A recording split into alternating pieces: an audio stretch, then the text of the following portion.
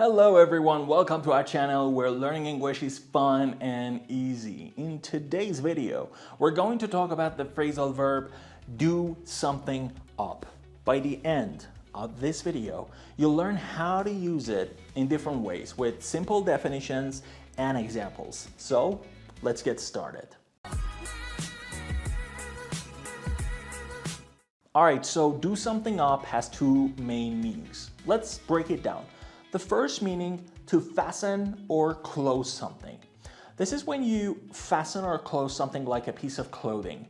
For example, imagine Anna needs help with her dress. She might say, I need help with my dress. And Ben could respond, sure, let me do it up for you. Or picture this, Tom asks Sarah, can you do up your coat? It's cold outside. And Sarah says, of course. I'll zip it up.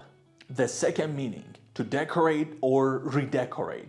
This one is about decorating or improving the appearance of a place. For instance, Mike might ask Jane, what are your plans for the weekend? And Jane could reply, we're going to do up our living room. It needs a fresh look.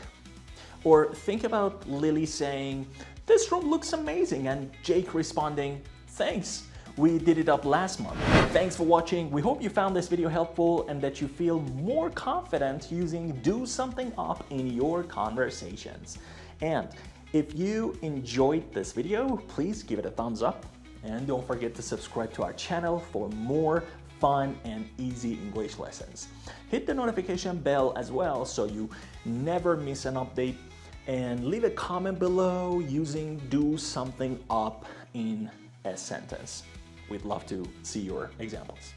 See you next time and happy learning.